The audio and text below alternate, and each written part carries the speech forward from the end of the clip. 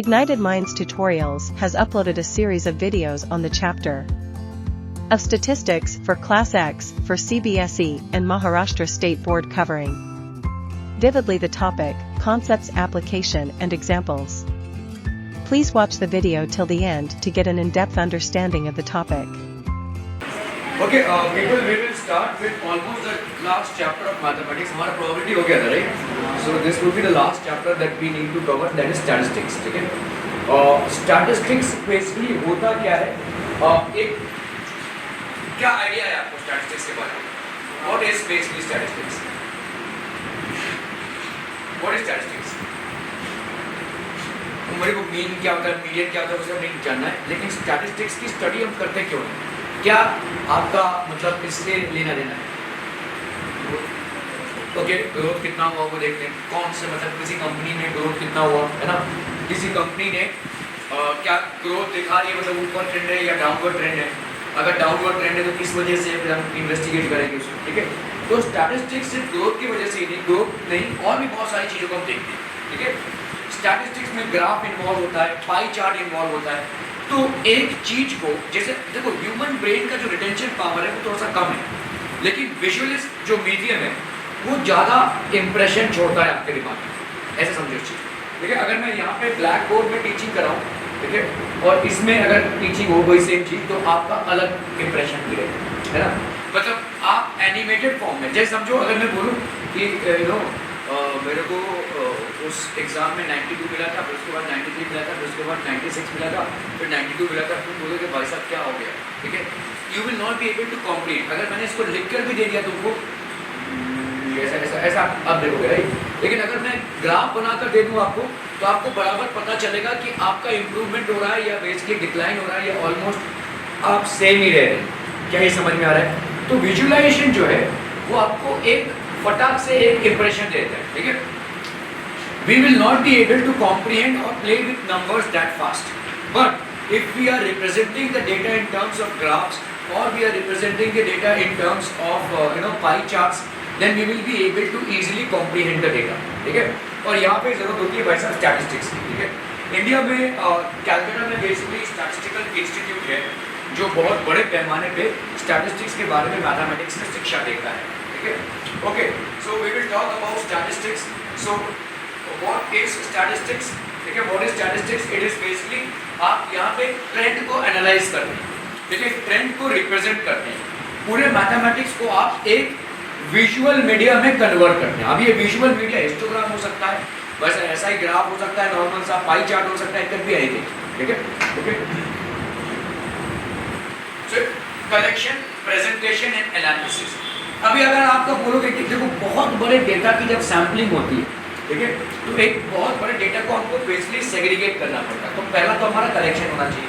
अगर मैं बोलूँ दो स्टूडेंट्स का मार्क्स, वो भी एक सब्जेक्ट में, तो ये बहुत बड़ा डेटा नहीं है हमारे लिए. इसके लिए हम क्या ही ग्राफ बनाएं और क्या ही पाई चार्ट बनाएं. ठीक है, लेकिन अगर समझो 100 स्टूडेंट्स का डेटा आपको देखना है, ठीक है, तो आपका भाई साहब कलेक्शन, फिर हम करेंगे उसका भाई साहब प्रेजेंटेशन और एनालिसिस. ठीक है, प्रेजेंटेशन मतलब कितना ऊपर गया है स्कोर या कितना नीचे गया है, and analysis is finally what identifying the reasons for which the score might have gone up or coming down. ठीक है, और हमारा conclusion, फिर हम basically steps लेते हैं. so that is our conclusion.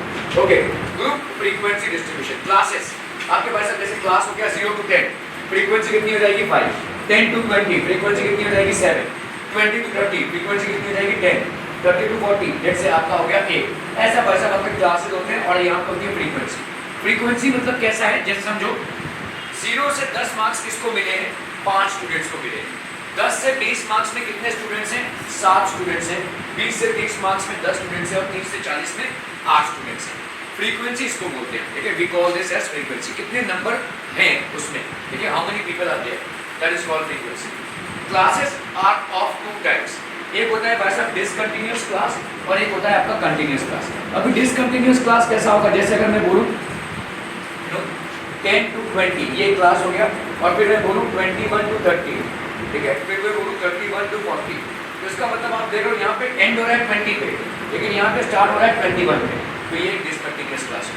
ठीक है, अगर मैं ऐसे लिखूँ 10 to 20, फिर 20 to 30, फिर 30 to 40 ऐसे रखोगे, ये कंटिन्यूस क्लास, ठीक है।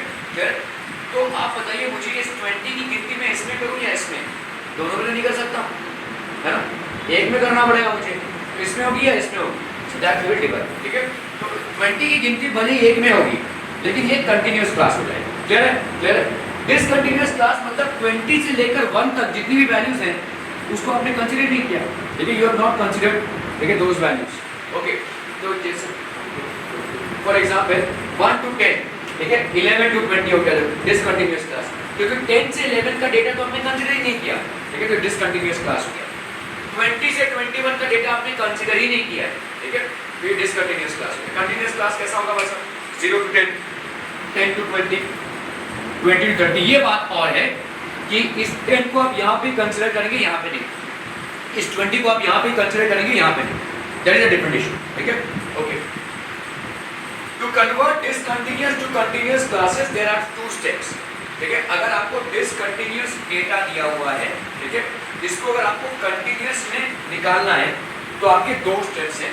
पहला, find x, that is difference between consecutive lower and upper limits and x divided by 2, ठीक है। Find x, that is difference between the, तो आपके कंसेक्यूटिव और अपर और lower limits, consecutive lower and upper limits. अभी देखो यहाँ पे क्या है भाई साहब, तो अपर लिमिट क्या है 10, consecutive upper and lower limits यहाँ क्या है 11, ठीक है।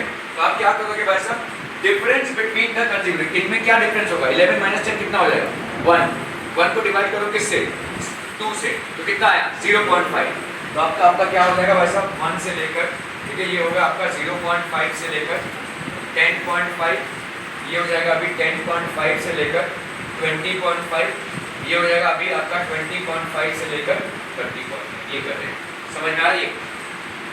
इससे आपने इसको माइनस किया, मतलब 11 - 10 किया और उसको डिवाइड कर दिया 2 से, मतलब ये हो गया आपका 1/2, दैट इज 0.5।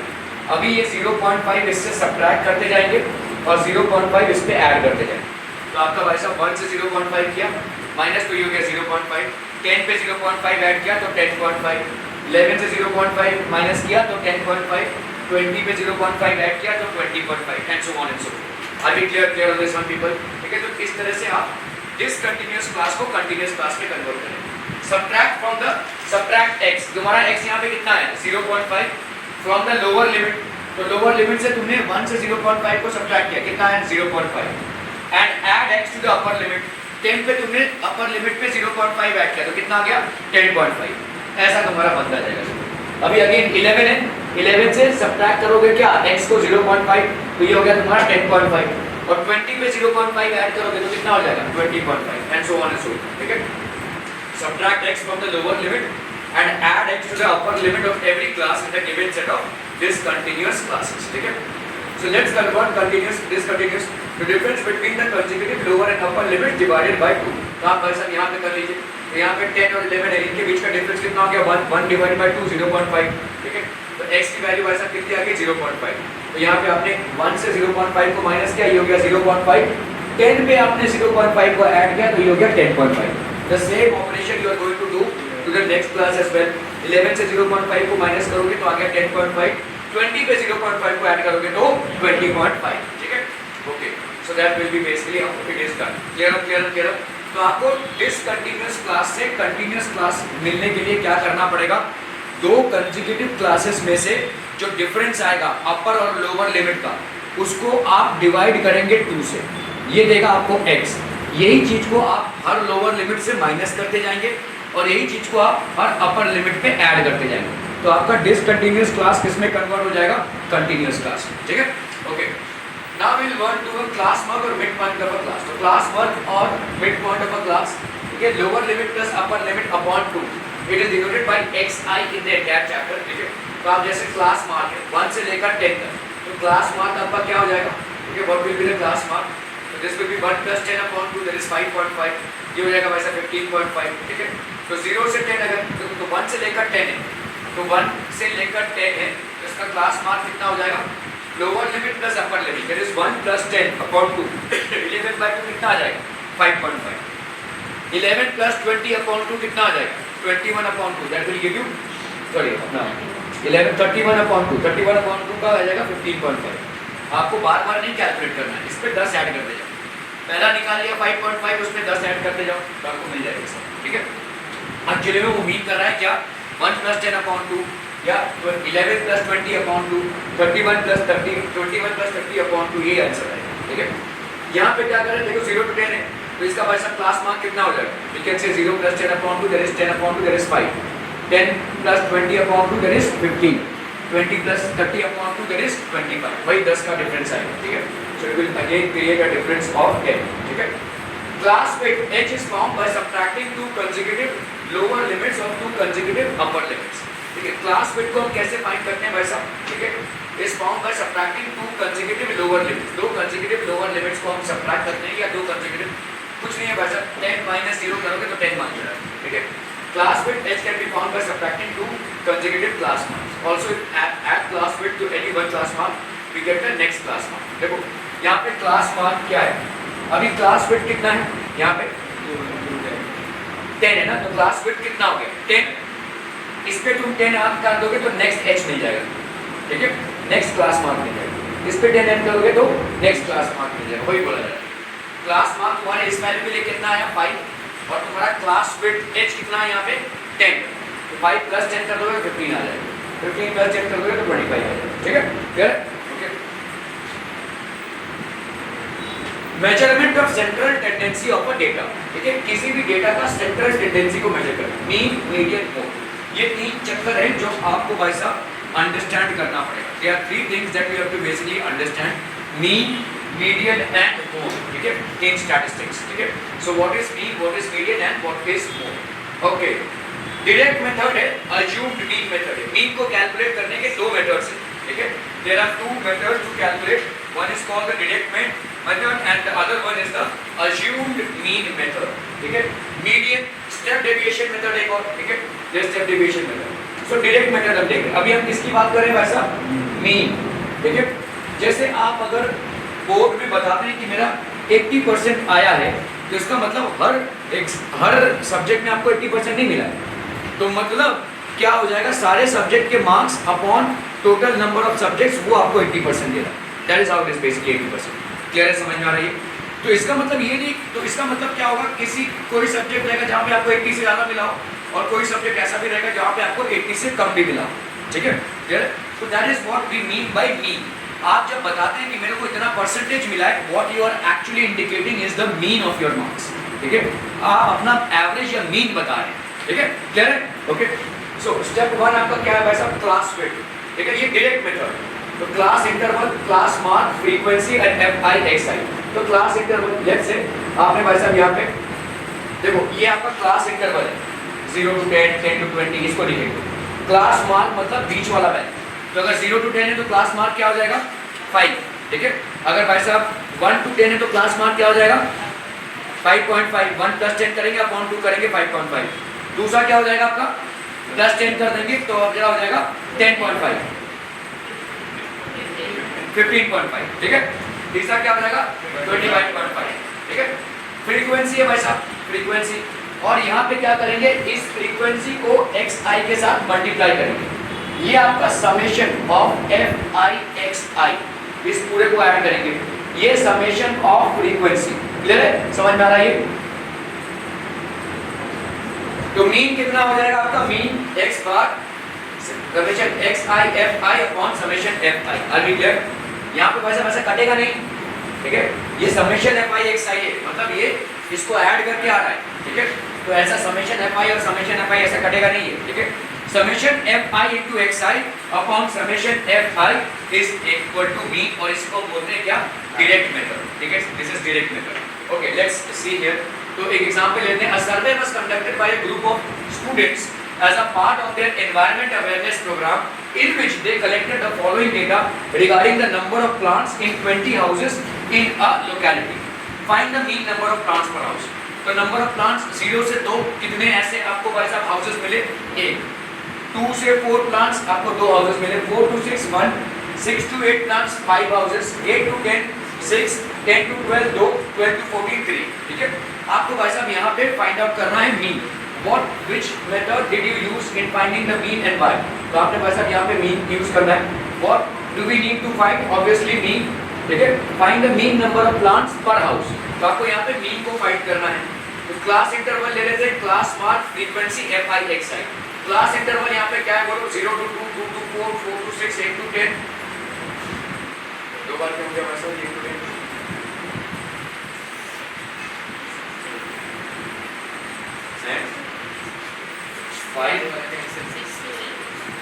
चलिए बराबर 6 to 8. This will be 6 to 8. ठीक है, 6 to 8. ठीक है, ओके. तो 0 to 2 का क्लास मार्क क्या हो जाएगा, 0 plus 2 upon 2, that is 1. ठीक है, तो इसका क्लास मार्क हो गया भाई साहब 1. इसका कितना हो जाएगा भाई साहब, क्लास वेट कितने का है, 2 का है ना. तो 2 plus 4 upon 2 ऐसा कैलकुलेट कर सकते हो, या सीधा सीधा क्या 2 plus 4 upon 2 करोगे तो कितना आएगा 3, और सीधा सीधा 1 plus 2 कर दो तो 3, फिर यहाँ पे 3 plus 2 कर दो तो 5, 5 plus 2 कर दो तो 7. ऐसे आप डायरेक्टली कैलकुलेट करो, क्योंकि आपका क्लास वेट कितने का है, 2 का है. एक्स आई पे आप क्लास वेट को ऐड करते जाओ instead of doing all the way 2 plus 4 upon 2. ठीक है, ओके. सो आपका 3, 5, 7, 9, 11, 13. ठीक है, आपका देखो यहाँ पे 1 into 1 कितना आ जाएगा, एफ आई एक्स आई कितना आ गया 1. ठीक है, 3 into 2 कितना आ गया भाई साहब 6, then 5 into 1 5, 7 5 are 35, 9 6 are 54, 11 2 are 22, 23 are 39. ठीक है, तो आपका समेशन ऑफ फ्रीक्वेंसी कितना आ जाएगा, 3 plus 1 4, 4 plus 5 9, 9 plus 6 15, 16 17 और ये 3 20.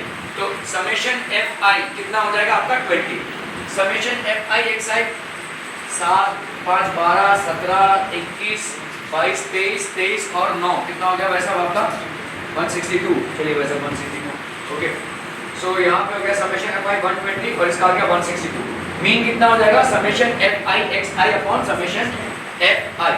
So that will be how much, 162 by 20. That's going to give you 8.1 plants. मतलब क्या है, सारे तमाम जो फैमिलीज आपने सर्वे किए, कितने फैमिलीज को आपने सर्वे किया है वैसा 20. ठीक है, सॉरी हाँ, number of houses. The number of houses that you have surveyed is basically 20. और इन 20 में number of plants on an average is how much, 8.1. ठीक है, ओके. समझ में आ रहा है, किसी फैमिली में 2 प्लांट्स तक हैं, किसी फैमिली में भाई साहब 4 प्लांट्स तक है, किसी फैमिली में 6 प्लांट्स तक हैं. तो लगभग सारे फैमिलीज का अगर हम डेटा लें तो on an average families are keeping approximately 8.1 plants. ठीक है, we use direct method because the values of fi and xi are small. generally जब भी आपके वैल्यूज स्मॉल होंगे तो आप डायरेक्ट मेथड अप्लाई करें. ठीक है, direct method. Okay okay okay. 30 women are examined in a hospital by a doctor and the number of heartbeats per minute were recorded and summarized. Find the mean heartbeats per minute for these women choosing a suitable method. तो heartbeat per minute 65 से 8 तक भाई साहब 2 women का निकला. 68 to 71. पहले देखो ये discontinuous डेटा है, ये continuous है भाई साहब. ठीक है, 71 to 74 there are 3 women. 74 to 77 8, 77 to 80 7, 80 to 83 and 83 to 86. That is basically the data. So we will quickly compile the data out here. What do we need to find? The mean number of heartbeats per minute choosing a suitable method. तो अगर हम भाई साहब direct method apply करते हैं, class interval हो गया, class mark हो गया, फ्रीक्वेंसी हो गई एंड एफ आई एक्स आई हो गया. क्लास इंटरवल भाई साहब यहाँ पे 65 to 68. ठीक है, तो इसका देखो क्लास इंटरवल है 65 to 68. इसका भाई साहब क्या हो जाएगा, एक्स आई कितना हो जाएगा 65 plus 68 upon 2. या तो सिंपल देखो ऐसा कर लो, 8 और 5 में कितना डिफरेंस है 3 को अगर तुम डिवाइड करोगे 2 से कितना आएगा 1.5. 1.5 को 65 से ऐड कर दोगे कितना आ जाएगा 66.5. You are going to get the same figure. ठीक है, तो 66.5 हो गया वैसे.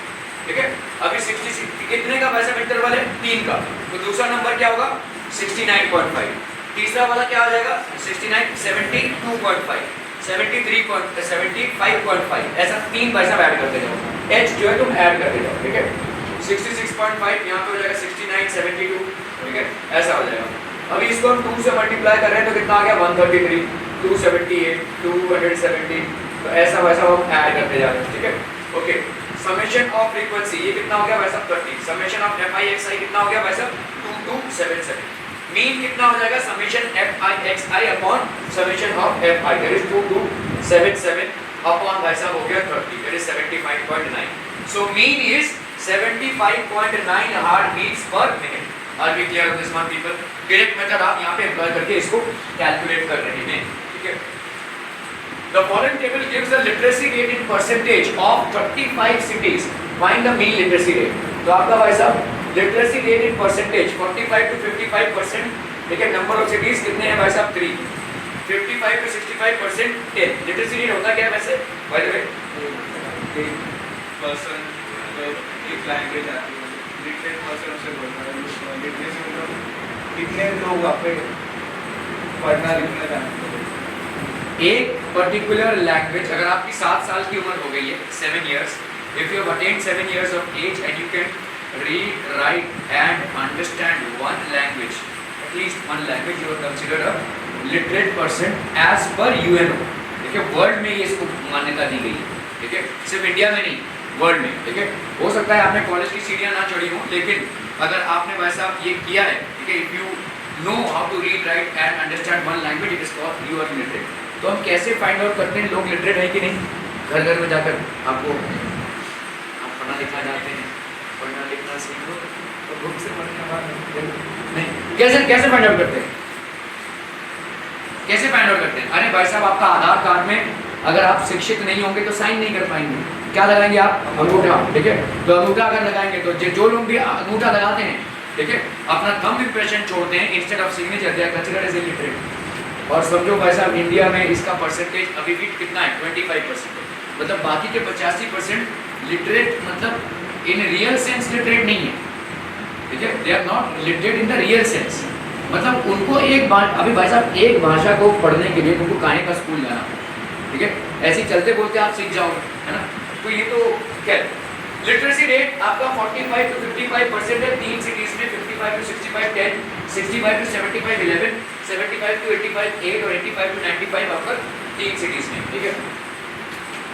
What do we need to find the mean literacy rate? तो आपका भाई साहब यहाँ पे फ्रीक्वेंसी हो गया class interval, class frequency F by X I. ठीक है. तो क्लास इंटरवल कितना हो जाएगा भाई साहब आपका 45 to 55. ठीक है. फ्रीक्वेंसी आपको दी हुई है. क्लास मार्क इसका कितना हो जाएगा? 45 से लेकर 55 तक के बीच में क्या करेंगे आप? 45 प्लस 55 डिवाइड बाय 2 कर दो. याद दो भाई साहब 45 से 55 के बीच में भाई साहब कितना नंबर आता है? 10. 10 को डिवाइड करो 2 से कितना आएगा? 5. 45 प्लस 5 कर दो कितना आ जाएगा? 50. सिंपल. ठीक है. दोनों ही केसेस में आपको सेम ही आंसर मिलेंगे. ठीक है. That will be 50. नेक्स्ट वाला क्या हो जाएगा? 60, क्योंकि आपका क्लास विड्थ कितना है? h कितना है? 10. तो यही आप ऐड करते जाएंगे. ठीक है. तो ये हो गया आपका 60 70 80 90. अभी भाई साहब आप इसको मल्टीप्लाई करते जाओ. ठीक है. So what you get is e f I x i that is how much? That is 2430 summation F I that is 35. ठीक है. मीन कितना हो जाएगा भाई साहब? Summation F I x I upon summation of F I that is 2430 upon 35. Are we getting this people? बहुत बढ़िया. ठीक है. So mean will be f I x i, this will B 69.43. So what is the mean literacy rate? That is 69.43. Okay. To find out the concentration of sulfur dioxide in the air in parts per million, that is, the data was collected for 30 localities in a certain city and is presented below. तो आपका भाई साहब parts per million में मतलब आपने अगर million कुछ भी लिया, वॉल्यूम लिया या कुछ भी लिया, उसमें कितना पार्ट सल्फर डाइऑक्साइड रहेगा. हम एयर में जो परसेंटेज इम्प्योरिटी रहती है किसी भी कॉन्स्टिट्यूएंट के वजह से, चाहे वो हाइड्रोजन सल्फाइड हो, सल्फर डाइऑक्साइड हो, उसको हम पार्ट्स पर मिलियन में कन्वर्ट करते हैं. ठीक है. सो दिस इज पार्ट्स पर मिलियन. 0.00 इसकी फ्रीक्वेंसी कितनी है भाई साहब? 4. ठीक है. तो 0.04 से 0.08 फ्रीक्वेंसी कितनी है भाई साहब? 9. ठीक है. फॉर 30 लोकेलिटीज एक ही सिटी में. अभी देखो जैसे ही आप एकदम मेन शहर में जाएंगे वहाँ पे पोल्यूशन ज़्यादा होगा. ठीक है. तो वहाँ पे SO2 का भाई साहब पार्ट्स पर मिलियन ज़्यादा हो जाएगा. ठीक है. क्लियर? ओके. So ये हो गया भाई साहब 9.242. Find the mean concentration of SO2 in the air. तो आपका भाई साहब mean concentration क्या हो जाएगा डायरेक्ट मेथड के हिसाब से. ठीक है. तो यहाँ पे क्लास इंटरवल हो गया, frequency class mark. Class interval frequency भाई साहब 49, तो ये हो गया 0.02 0.06. एफ आई एक्स आई की वैल्यू हो गई भाई साहब यहाँ पे. तो समेशन एफ आई कितना हो गया? 30. Summation F I x I कितना हो गया यहाँ पे? 2.96. ठीक है. So what will be the mean by direct method x will be equal to summation fi xi upon summation fi. So 2.96 upon 30, that is mean is 0.099 approximately parts per million. ठीक है? Okay. The following distribution shows the daily pocket allowance of children of a locality. The mean pocket allowance अभी देखो गुणा कर दिया है, ठीक है? Mean pocket allowance कितना है आपका 18. Find the missing frequency. यहाँ पे आपको missing frequency को कैलकुलेट करना है, ठीक है? ओके, तो टेबल आप वही बनाएंगे, ठीक है? टेबल वैसा बनाने में वही what do we need to find, हमको यहाँ पे फ्रीक्वेंसी मिसिंग फ्रीक्वेंसी को कैलकुलेट करना है, ठीक है? क्लास मार्क और f I x i. Class interval आप लिखते जाएंगे 11 to 13, ठीक है? तो क्लास इंटरवल लिख दिया जो भी आपने लिखा था यहाँ पे. फ्रीक्वेंसी के नीचे वैसा ये 7, 6, 9 और ये सब लिखते जाएंगे, ठीक है? So this is something that you are going to write, ठीक है? 11 to 13 है क्लास इंटरवल, तो आपका भाई साहब एक्स आई का वैल्यू क्या हो जाएगा? 11 plus 13 upon 2, that is how much? 24 upon 2, that is 12. Obviously बात है 11 और 13 के बीच में 12 भी तो आता है, ठीक है? ये 12 हो गया, ये कितना हो जाएगा? 14, 16, 18, 20, 24, 26. क्लियर? ओके, सो आपका 12, 14, 16, 18, 22, 24 तक जाएगा. सॉरी, एफ आई एक्स आई 7 12 सा 84, 6 14 सा 84, 9 6 सा 144, 13 18 224. ये हो गया कितना बचा? 20 into f 20 है, ठीक है? 22 into 5 कितना हो गया? 110. 24 into 4 कितना हो गया? 96. Now you are going to do what? भाई समेशन एफ आई एक्स आई करेंगे और समेशन एक्स आई करेंगे. आपको यहाँ पे भाई साहब मीन पहले से दिया हुआ है, मीन पहले से दिया हुआ है मतलब कितना है? देखो mean is equal to summation F I x I upon summation of F i, है ना? तो मीन आपको दिया हुआ है कितना है? 18 और समेशन एफ आई एक्स आई कर लो भाई साहब 4 4 12 16 16 और 16 16 और 6 हो गया भाई साहब आपके 22 10 18 22 20 24 25 26 26 plus 9 35 3 plus 1 4 5 6 7 8 9 9 52. इसका कर लो भाई साहब कितना? 6 12 plus 8 20 22 22 plus 4 26, ठीक है? 2 plus 1 3 4 5 6 7 8 9 10 11 12 ठीक है? प्लस प्लस प्लस यहाँ पे सॉरी यहाँ पे 952 नहीं भाई यहाँ पे भाई साहब होगा 932 plus 20 है ये, ठीक है?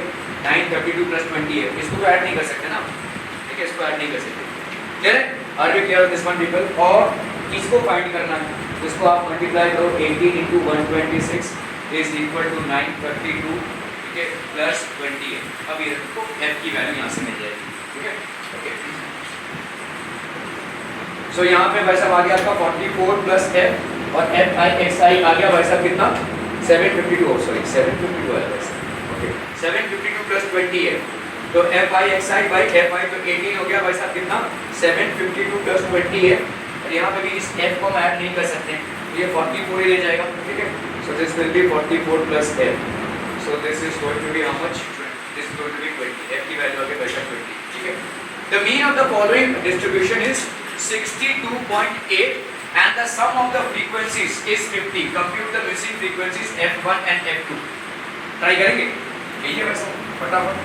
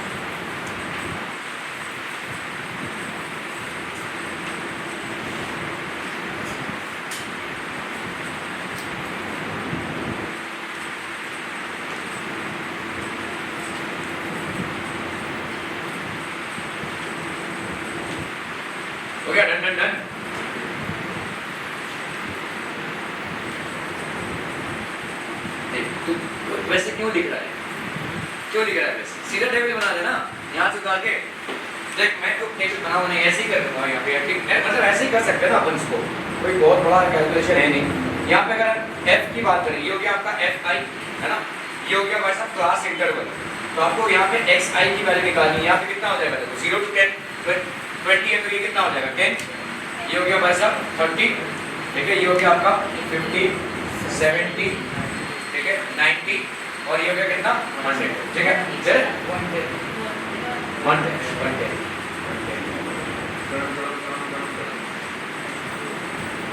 ये हो गया भाई साहब आपका 110, ये हो गया आपका xi का वैल्यू, ठीक है। fi का वैल्यू आपको मालूम है, ठीक है। अभी कर लो भाई साहब xi into fi, तो कितना हो जाएगा भाई साहब 50, यहाँ पे कितना हो जाएगा 30 f1, ठीक है, यहाँ पे कितना हो जाएगा 500, यहाँ पे 70 f2। देखो दो अननोन क्वांटिटीज हैं, तो सॉल्व करने के लिए तुम्हारे दो इक्वेशंस बनने चाहिए, ठीक है। यहाँ पे कितना हो जाएगा 630 है ना, और यहाँ पे भाई साहब 880, क्लियर, ठीक है।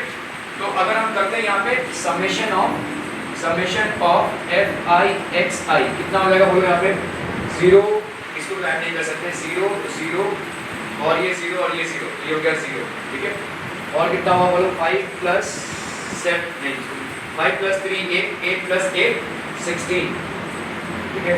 और यहाँ पे आता है 6 प्लस 1 7 8 प्लस 7 15, ठीक है 1560, क्या है 0 0 0 और ये 0 हो गया भाई साहब 8 प्लस 9 10 11 प्लस 5 16, ठीक है 5 प्लस 1 6 6 प्लस 6 12 12 प्लस 8 20 होगा ना भाई साहब 2060 प्लस आपका कितना है 30 f1, ठीक है, प्लस कितना है भाई साहब 70 f, है ना, ये हो गया। इन दोनों को तो आप ऐड नहीं कर सकते, इन तीनों को ये आपस में ऐड नहीं कर सकते, है ना। 2060 plus 30 f1 plus 70 f, clear है, ओके। अभी आपका समेशन xi कितना आ जाएगा, सॉरी समेशन fi कितना आ जाएगा भाई साहब, समेशन fi ये हो गया आपका 5 प्लस 10 15 15 प्लस 7 22 प्लस 8 30, है ना, 30 प्लस f1 प्लस f2, है कि नहीं भाई साहब, 8 plus 7 15 15 plus 10 25 25 plus 5 30 plus f1 plus f, clear, okay. तो आपका यहाँ पे sum of all the frequencies, the mean of the following frequency distribution, तो मीन कितना हो जाएगा, mean will be equal to x bar, that is summation of xi fi upon summation of fi। Mean यहाँ पे कितना है भाई साहब, mean of the following frequency distribution that is 62.8 is equal to summation of xi fi, यहाँ पे कितना हो जाएगा 2060 plus 30 fi 1 plus 70 f2, 30 f1 plus 70 f2 upon summation of fi, है ना, so that will be 30 plus f1 plus f, ठीक है, clear are भी क्लियर हो दिस वन अभी बड़ा, ठीक है। तो कितना हो जाएगा बोलो यहाँ पे 62.8 ना, इसको अगर हमने दोनों ही तरफ पैसा 10 से मल्टीप्लाई कर दिया, दोनों ही तरफ पैसा इधर भी 10 से मल्टीप्लाई कर दिया, तो कितना आ जाएगा बोलो यहाँ पे 628 into 30 plus f1 plus f2 is equal to 2060 है वैसा, 2060 को हमने मल्टीप्लाई किया तो 2060 plus 300 f1 plus 700 f2, clear, ठीक है। यहाँ पे थोड़ा सा घुमा के बात करें 628 8 3 कितना हो गया वैसा आपका 24, 8 3 24, 3 2 6 7 8, ठीक है, 3 6 18, 1 8 8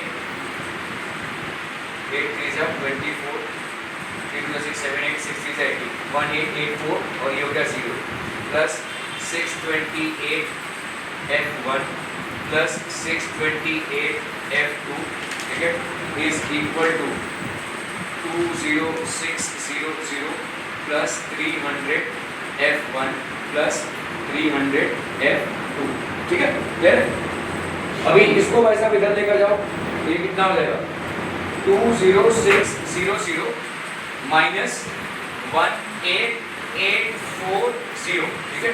और इधर कितना हो जाएगा 628 F1 माइनस 300 F1, कितना हो गया बोलो 328 F1, ठीक है। 628 F2 माइनस 300 F2, ये हो गया आपका 328 F2, ठीक है। तो यहाँ पे हो गया 328 F1 plus 328 F2 is equal to 0 से 0 गया, ये 4 प्लस 6 हो गया 10, ये हो गया भाई साहब आपका 15, 8 प्लस 7 हो गया आपका 15,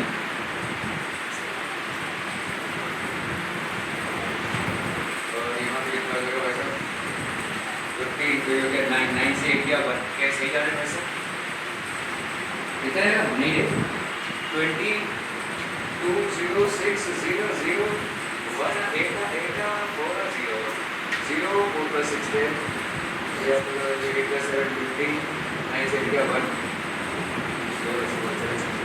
ठीक है। तो क्या यहाँ पे 328 इंटू 5 करेंगे तो कितना आता है 328 इंटू 5 का तो वैसा 5 का 40 5 2 का 10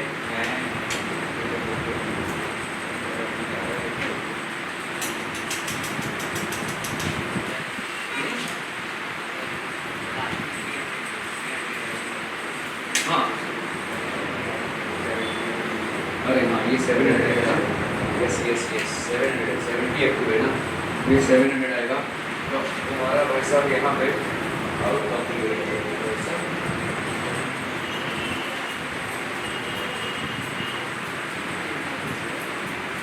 ठीक है। तो यहाँ पे हो गया आपका 328 F1 और 628 माइनस 700, हाउ मच 628 माइनस 700, 700 से 628 को माइनस करेंगे तो कितना आ जाएगा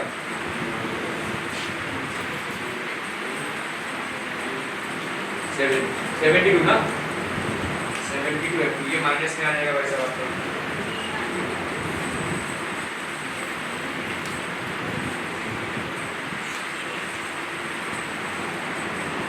ठीक है। कितना आएगा ना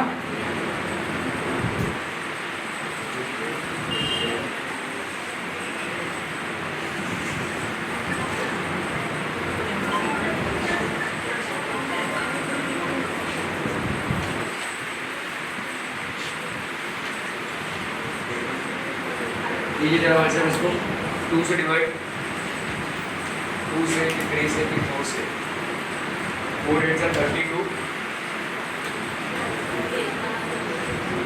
4 8 का 32, 4 2 का 8 है ना, माइनस 4 1 का 4, 4 8 का 32, 4 4 का 16,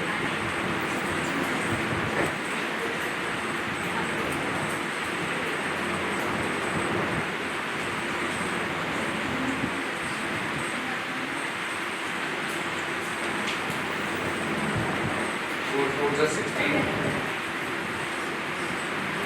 4 4 16, फिर क्या 0 और भी जाएगा वैसा भी 2 4 8, 2 1 2, so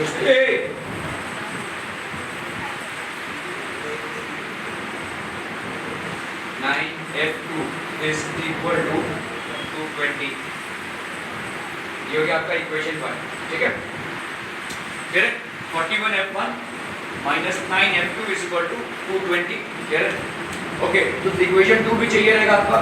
the mean of the following frequencies to be 62.8 and the sum of the all the frequencies is 50। Sum of all the frequencies आप निकाल चुके हैं, कितना है 30 F1 प्लस F2, ठीक है। So 30 plus F1 plus F2, this is equal to how much 50। तो आपका F1 प्लस F2 का वैल्यू कितना हो जाएगा 50 माइनस 30, दैट इज 20, ठीक है, क्लियर। इसको आप मल्टीप्लाई कर दो 9 से, तो 9F1 plus 9F2 is equal to 180, ठीक है। 9F1 plus 9F2 is equal to 180, ये हो गया आपका सेकंड इक्वेशन। ऐड कर दो भाई साहब, कैंसिल हम 41 प्लस 9 कितना हो गया आपका 50F1 इज इक्वल टू यहाँ पे 220, तो ये हो गया 0, 2 प्लस 8 10, 2 प्लस 1 3 1 4, तो F1 की वैल्यू कितनी हो जाएगी 400/50, दैट इज 8, ठीक है 8 हो गया भाई साहब f1 का वैल्यू। f2 का वैल्यू कितना हो जाएगा, f1 प्लस f2 कितना है 20, f1 प्लस f2 का वैल्यू कितना है भाई साहब 20, तो f1 की वैल्यू अगर 8 हो गई, f2 इज इक्वल टू 20, तो f2 की वैल्यू कितनी हो जाएगी 20 माइनस 8 दैट इज 12, f1 की वैल्यू आ गई 8 और f2 की वैल्यू आ गई भाई साहब 12। Clear people, okay okay okay.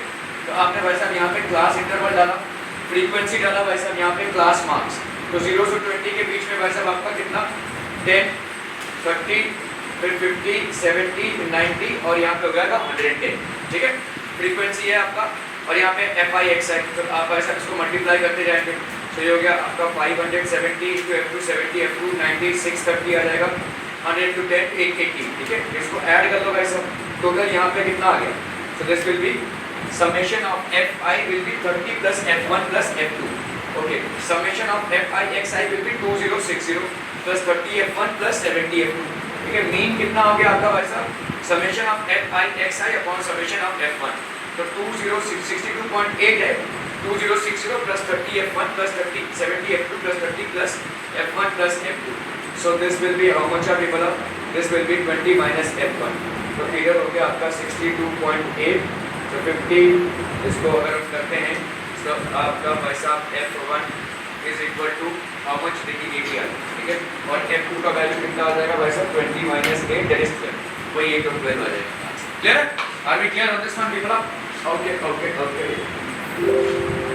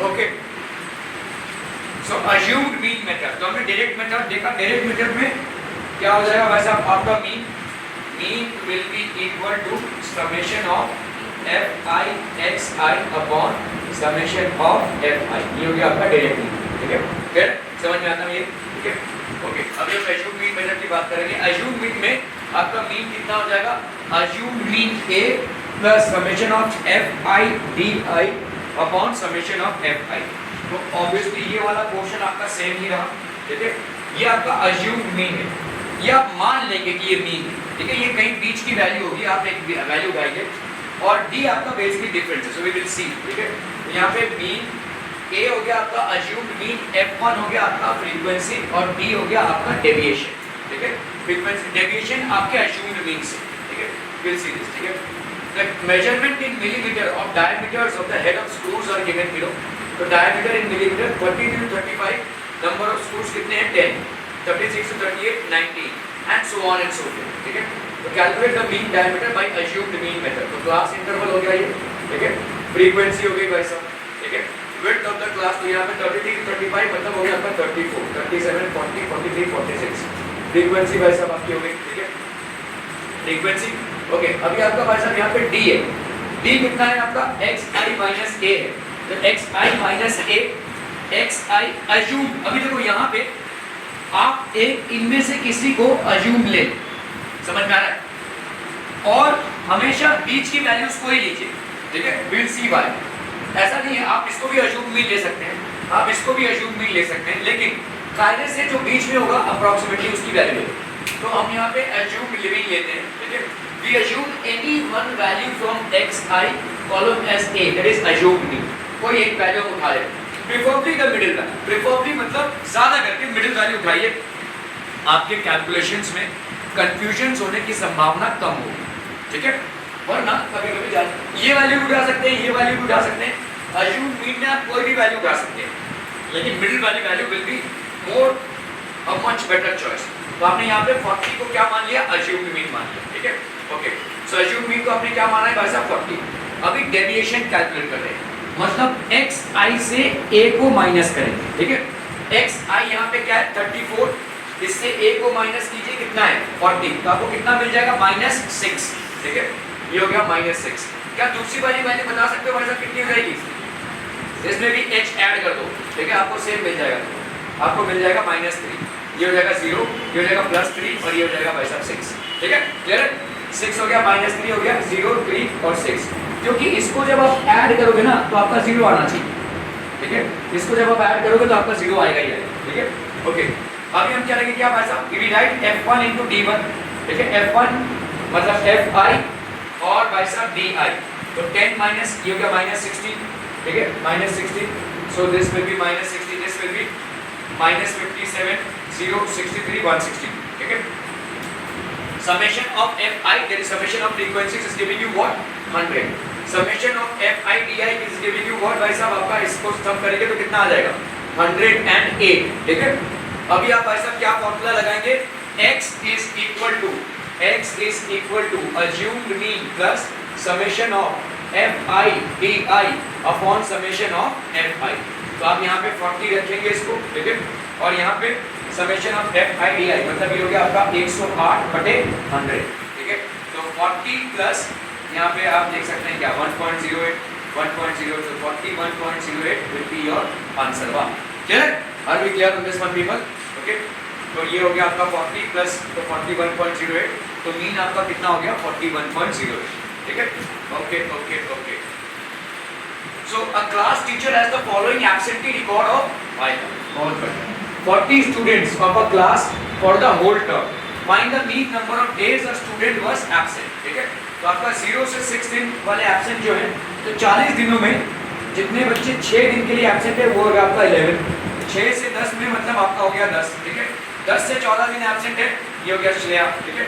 और 14 से 20 दिन भाई साहब ये हो गया आपका उनकर, ठीक है। 20 to 28 भाई साहब ऐसे ऐसे कैटेगरीज हैं, ठीक है। सो वी आर बेसिकली 40 दिनों का आपने डेटा निकाला हुआ है और देखा है कि कितने लोग एब्सेंट हैं, तो 38 से 40 में भाई साहब आ जाएंगे 1, ठीक है। ओके, सो आपको यहाँ पे क्या निकालना है भाई साहब, मीन नंबर ऑफ डेज, तो class interval, class mark, number of students, और ये हो गया fi di, ठीक है। Class interval 0 to 6, 6 to 10, 10 to 14, ठीक है, 14 to 20, 60 सॉरी भाई साहब यहाँ पे है, ठीक है। ओके, 20 to 28, 28 to 38 है ना भाई, 38 to 48, xi की वैल्यू कितनी हो जाएगी यहाँ पे 3, ठीक है। 0 + 6/2 दैट इज 3, तो ये हो गया भाई साहब आपका 3, आपने फ्रीक्वेंसीज को लिख दिया वहाँ पे। अभी आप अज्यूम मीन से एक कोई को आप उठा लीजिए, एक अज्यूम मीन, आप इनमें से किसी एक को भी उठा सकते हैं, बट जनरली आप इसको उठाइए जो मिडिल में है, ठीक है। 17 को उठा सकते हैं, 12 को उठा सकते हैं, 3 को भी उठा सकते हैं, ठीक है। तो अज्यूम मीन हमने ले लिया, we assume any one value from xi column as the assumed mean, ठीक है, प्रेफरेबली द मिडिल वैल्यू। तो हमने भाई साहब मिडिल वैल्यू को उठाया यहाँ पे एक, अज्यूम मीन कितना हो गया भाई साहब 1, तो अभी आप 11 से 17 को माइनस कीजिए, कितना आ जाए, सॉरी 3 से 17 को माइनस किया तो कितना आ गया -14, 8 से 17 को माइनस किया कितना आ गया भाई साहब -9। अगला वाला डिजिट क्या होगा विदाउट माइनस, 5 कम हो रहा है ना भाई साहब, माइनस, ठीक है, सॉरी 12 - 17 - 5, 8 - 17 - 9, 3 - 17 - 14, ठीक है भाई साहब, 17 - 0 17, 16 22, ठीक है। ये अभी आप क्या करेंगे भाई साहब 11 into fi di कर रहे हैं 154 90, ठीक है। आपका भाई साहब यहाँ पे कितना आ गया, this is summation of fi कर रहे हैं अगर हम तो आ गया हमारा 40, और समेशन ऑफ fi di कर रहे हैं तो -181। तो by assumed mean method x bar or rather mean will be equal to assumed mean plus summation of fi di upon summation of fi, है ना। तो आपका assumed mean मेथड के हिसाब से ये कितना हो जाएगा भाई साहब 17 प्लस ये कितना है आपका -181 अपॉन ये आ गया आपका 40, तो यहाँ पे प्लस नहीं रहेगा, ये माइनस हो जाएगा, ठीक है। सो 17 - 4 4s are 16, 4 5s are 20, 4 2s are 8, 4 5s are, ये हो जाएगा 17 minus 4.25. ठीक है, clear है? Okay, so this is going to give you how much are people are minus 17 minus 4.525, that is 12.48 days. That is the average absenteeism. ठीक है, clear people are? Okay.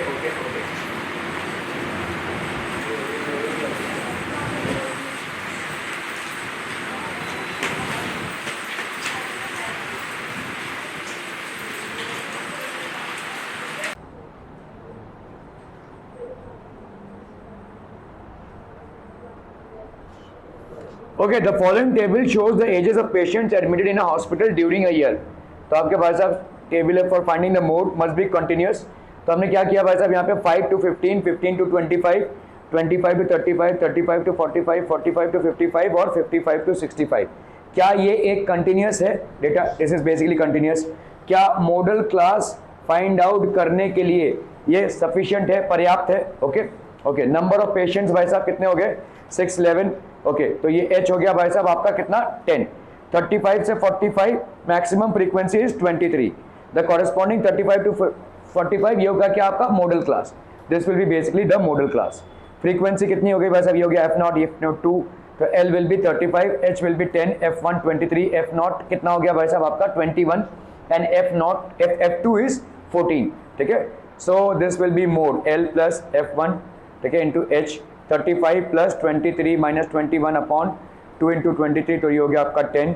35 plus this will be equal to 35 by 20, तो this will be 36.82. Are be clear on this one people? समझम बहुत बढ़िया. ठीक है, तो ये आपने फाइंड किया मोड. यहाँ पे मीन भी फाइंड आउट करना है. ठीक है, मीन भी फाइंड आउट करना है, तो आपका स्टेप डेविएशन मेथड से क्या हो जाएगा? मीन भूल गए? x bar will be equal to how much? Assume mean plus summation of fi ui upon summation of fi into h. अगर आप भाई साहब करते हैं assume mean मेथड से तो कितना हो जाएगा? x bar will be equal to assume mean plus summation of fi di upon summation of fi. और अगर आप करते हैं भाई साहब डायरेक्ट मेथड से तो summation of fi xi upon summation of fi. ठीक है, ओके.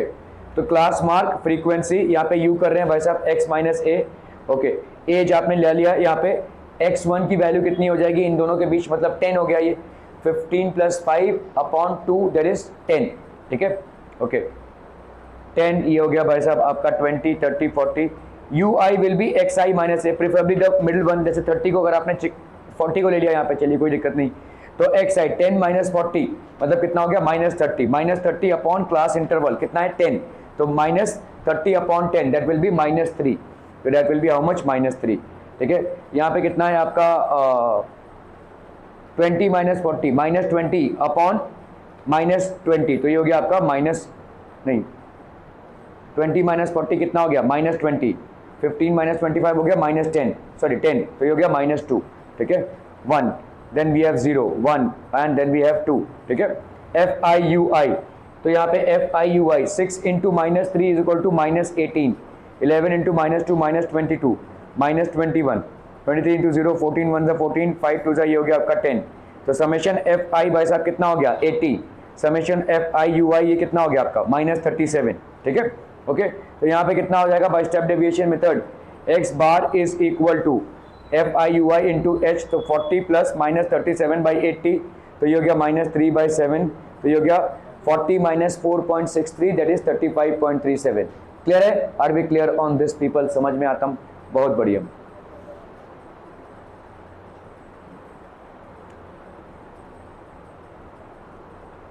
ठीक है, जाइए.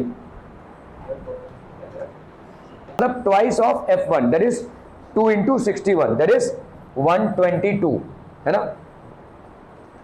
माइनस F0 क्या हो जाएगा आपका? -52 माइनस F2 दैट इज -38. ठीक है, -38 इंटू h की वैल्यू यहाँ पे क्या है भाई साहब? 20. क्लियर है?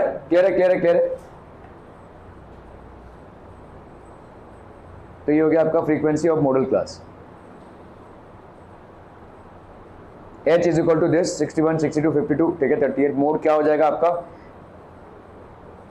60 प्लस 20 हो गया ये, 9/122, तो this is going to be how much are people, 65.625। तो आपका मोड क्या हो जाएगा भाई साहब, 65.625 आवर्स। क्लियर है? Are we clear on this one people? बहुत बढ़िया भाई साहब। चलिए इसको जरा करने की कोशिश कीजिए, मॉडल क्लास, फटाफट फटाफट मोड निकालना है इसमें।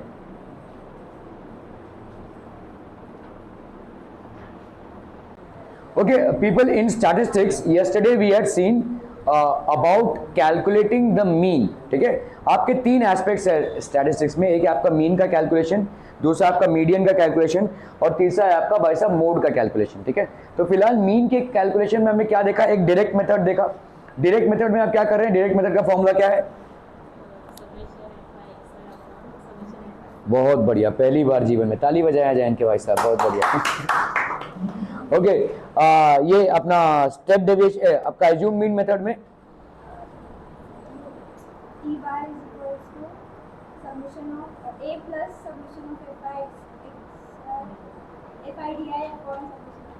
समेशन ऑफ एफ आई, और एफ आई डी आई क्या होता है?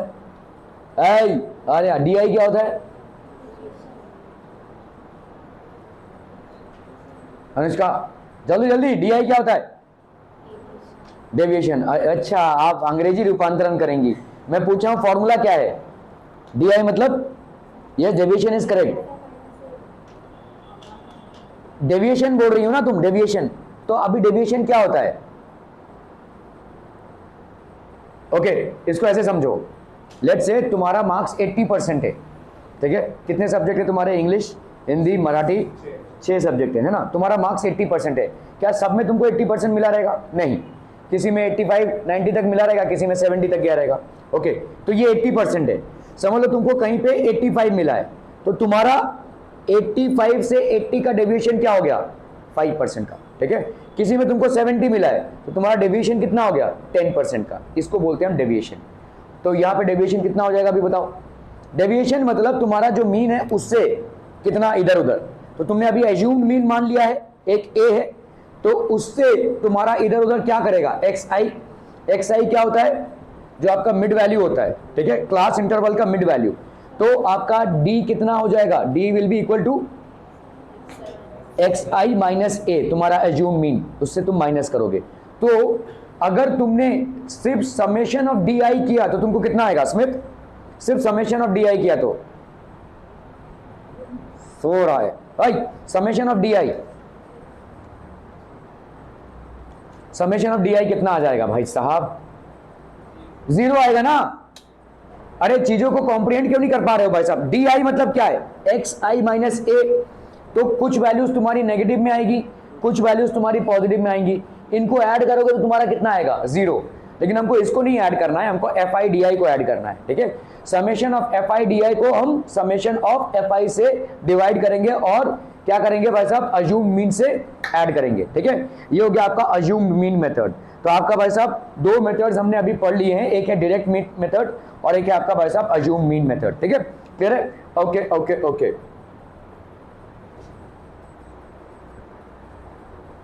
अभी हम आते हैं भाई साहब स्टेप डेविएशन मेथड में। So we are already through two methods, that is one,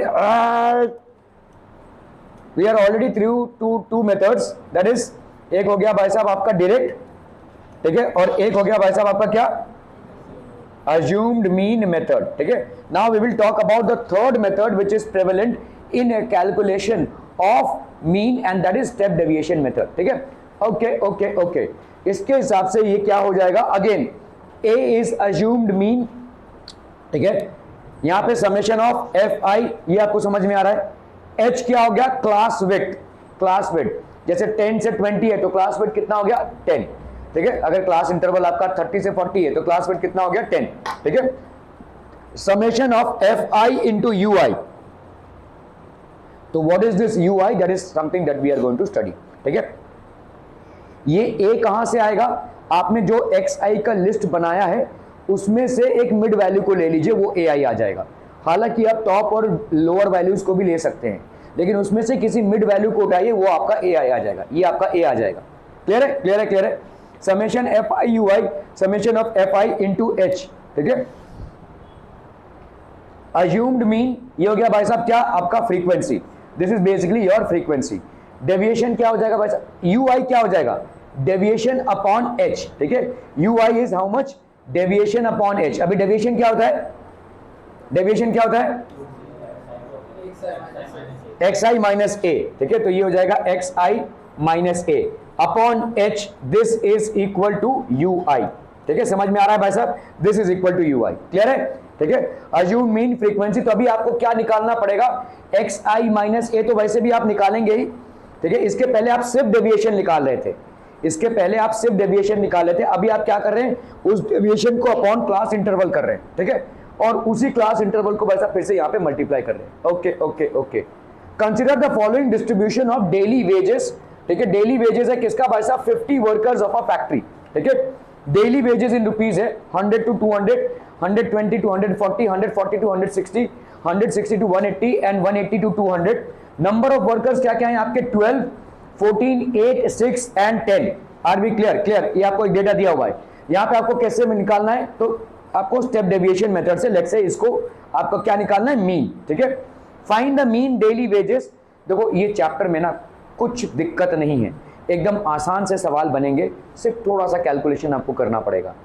मेरे लिए ये बहुत ही बकवास चैप्टर है, सीधे साफ तौर से बोल रहा हूँ। मेरे को मैं जब भी अपने मैथ्स का एग्जाम देता था, इस चैप्टर को अवॉइड करता था, इस चैप्टर के सवालों को अवॉइड करता था। अगर और में है तो उसको छोड़ देता था मैं, ठीक है, दूसरा कोई ऑप्शन देखता था। लेकिन अगर आप बहुत ज़्यादा मैथ्स में आपका ग्रिप नहीं है, तो गो फॉर दिस, ठीक है। मतलब जहाँ पे आप देखो कोई कॉम्प्लिकेटेड अर्थमेटिक प्रोग्रेशन का सवाल हो गया, या सिमिलैरिटी पे बेस्ड कोई सवाल हो गया, पाइथागोरस थ्योरम पे, जो आपके बस के बाहर है, तो आप इसको लेकर चलिए। It is a easier way to get through, ठीक है। ये आपका एक ईजियर चैप्टर है, हाँ थोड़ा सा कैलकुलेशन है, ठीक है। मतलब मुझे प्रॉब्लम ये सब आपके टेबल ड्रॉ करने में होता था, टेबल बनाओ भाई साहब, इधर वैल्यूज लिखो, ये वैल्यूज लिखो, थोड़ा सा टाइम कंज्यूमिंग है ये, but this will definitely give you the answer if you are writing the values properly.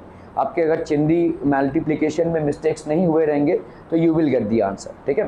तो ऐसा है, मतलब अगर आपको लग रहा है कि मतलब आप ज्योमेट्री में फंस सकते हैं, कहीं पे कोई चैप्टर आपका वीक है, या आप वैसा, तो मतलब इस चैप्टर का आप सहारा ले सकते हैं, या अलजेब्रा में कोई चैप्टर आपका बहुत वीक है तो इस चैप्टर का आप सहारा ले सकते हैं, ठीक है। ओके चलिए भाई साहब इसको करते हैं हम यहाँ पे। तो आपने ये टेबल्स बनाना, ये मेरे लिए बहुत दिक्कत वाली बात थी।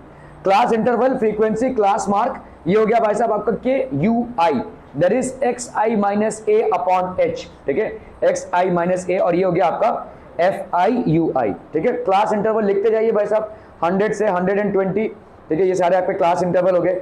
फ्रीक्वेंसी लिखते जाइए 12, 14, 8, 6, 10, ठीक है, 12, 14, 8, 6, 10। क्लास मार्क क्या हो जाएगा, 100 से 120 के बीच में आपका हो जाएगा 110, 110, ठीक है, 110। ये हो गया भाई साहब आपका 130, 150, 170, 190। यू आई हो गया आपका x I minus A upon H, x I minus A upon H मतलब कितना हो जाएगा, एक्स आई यहाँ पे कितना है 110, माइनस ए की वैल्यू कितनी हो जाएगी,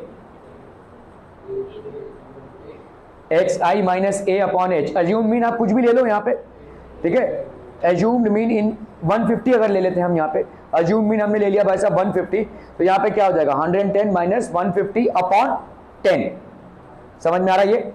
तो ये हो गया आपका कितना, -40 अपॉन 10, -4 आ जाएगा, ठीक है। दूसरा वाला कितना आ जाएगा भाई साहब 130 माइनस 50 अपॉन 10, तो ये हो गया -20 अपॉन 10, तो ये आ जाएगा -2, -3 -2, ये हो जाएगा आपका कितना भाई साहब 0, 1, 2, ऐसा ही आएगा अगर आपने 150 को चुना तो, ठीक है। प्रेफरेबली द मिडिल वैल्यू, तो आपने 150 को ले लिया, अज्यूम्ड मीन, ठीक है। कर लीजिए भाई साहब यहाँ पे x I minus 150, that is 110 minus 150 upon, अच्छा 20 है, ओ सॉरी, ठीक है, 110 माइनस 150 अपॉन 20, तो आपका हो गया भाई साहब -40 अपॉन 20, तो ये हो गया -2, ठीक है। This will be how much, people are -2। 130 minus 150 upon 20, तो ये हो गया -20 अपॉन 20, तो ये हो गया -1, ठीक है। ये हो गया भाई साहब आपका कितना 0, ये हो गया आपका +1, ये हो गया आपका +2, ठीक है। क्लियर है, क्लियर है, क्लियर है पीपल हम, okay. F I you I कितना हो जाएगा 12 इंटू -2 कितना हो गया -24, 14 इंटू -1 -14, 8 इंटू 0 0, 6 इंटू 1 6, 10 इंटू 2 कितना हो गया भाई साहब 20। Summation F I you I कितना हो जाएगा, समेशन एफ आई कितना हो गया भाई साहब आपका, देखो this will be adding all F I, that is 50, summation of F I you I कितना हो जाएगा, ये आपका भाई साहब कितना दे देगा 4 कितना हो गया भाई साहब 448 माइनस 38 और यहाँ पे है 26 माइनस 38 प्लस 26 कितना हो गया भाई साहब -12 ठीक है। देखो मैं जो बोल रहा था आपको, आप चाहे d को ऐड करें चाहे u को ऐड करें, u को अगर मैं समेशन करूं कितना आएगा देखो 0। अगर यहाँ पे d होता था ये h नहीं होता था ठीक है, d is equal to X I minus A होता है, उसका भी समेशन आपका 0 ही आएगा ठीक है। और वही आपका मतलब सही होगा, अगर मतलब आपने सवाल अगर सही से किया रहेगा तो वही आना चाहिए। ये एक टेस्ट है बेसिकली। कभी भी स्टेप डेविएशन मेथड में या आपके इसके पहले वाला अज्यूम मीन मेथड में d और u की वैल्यू आप चेक कर लीजिए, summation of ui will always be 0, summation of di will also be 0 ठीक है, क्लियर है। ओके ओके ओके, तो by step deviation method x will be equal to a plus summation of F I you i upon summation of F I into h ठीक है। Okay, तो h की value यहाँ पे कितनी है भाई साहब, क्लास इंटरवल कितना है 20 का है ठीक है। अगर क्लास इंटरवल आपका कंटिन्यूअस रहा, यहाँ पे क्या कंटिन्यूअस है ना भाई साहब, सब 120 ठीक है कंटिन्यूअस है। अगर क्लास इंटरवल आपका कंटिन्यूअस नहीं रहा तो उसको कंटिन्यूअस बनाना पड़ेगा। कैसे बनाएंगे भाई साहब, इन दोनों के बीच में जो भी डिफरेंस रहेगा उसको 2 से ऐड करेंगे, जो भी आएगा वो इस पे ऐड करेंगे और इससे माइनस करेंगे, इस पे ऐड करेंगे और इससे माइनस करेंगे। Are we clear on this one people? Okay, so this is how it is going to be. तो आपका हो गया अज्यूम मीन प्लस ठीक है इनटू h हो गया भाई साहब ये ठीक है, assume mean plus UFI upon FI into h, that will be 150 plus minus 12 by 50 into h, that is 20। तो ये हो गया minus 24 by 5, तो ये हो गया minus 4.8। तो ये कितना आ जाएगा मीन ठीक है, that will be 145.20। Are we clear on this one people? समझ में आता ठीक है। चलिए भाई साहब इसको करना है फटाफट क्विक आपको इसको करना है स्टेप डेविएशन मेथड से डायरेक्ट, फिर अज्यूम्ड मीन और फिर step deviation.